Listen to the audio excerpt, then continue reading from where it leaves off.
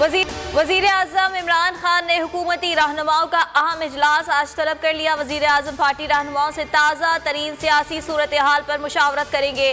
Opposition की तहरीक से निमटने की हिकमत अमली तय की जाएगी। पीडीएम सरबराही इजलास आज दिन 2 बजे जाती उमरा में होगा। लाड़काना जलसे और मुल्क भर में मुजाहिरों पर मुशावरत होगी। मुस्लिम लीग नून के अरकान कौमी असम्बली और सेनेट का इजलास भी आज तलब। हुकूमत को इक्तदार से निकाल बाहर करने की हिकमत अमली पर मुशावरत होगी। वजीर आजम ने तर्जुमानों का इजलास भी बुला लिया। अपोजिशन की तहरीक से निमटने की हिकमत अमली तय की जाएगी।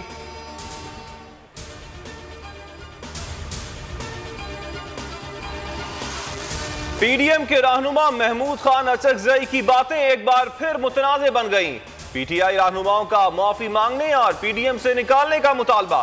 फवाद चौधरी कहते हैं अचकजई जैसे तंग नजर लोग पंजाबियों और लाहौरियों को ताने दे रहे हैं।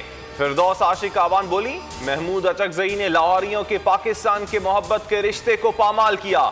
असद उमर ने कहा, ये अपनी चोरी की दौलत को बचाने किस रास्ते पर चढ़ पड़े हैं।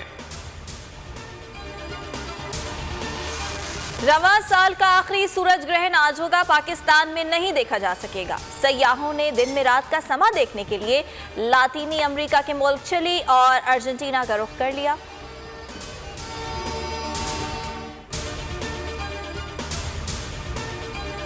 और कहीं बारिश कहीं बर्फबारी। खैबर पख्तूनख्वा, पंजाब, कश्मीर, शिमाली बलोचिस्तान और गिलगित बल्तिस्तान में बारिश से मौसम मजीद सर्द हो गया। दिल फरेब मनाजिर ने सयाहों की तवज्जो खींच ली। कराची में सर्दी बढ़ने का इम्कान। पंजाब के बेशतर इजला समेत मोटरवेज पर धुंध के डेरे।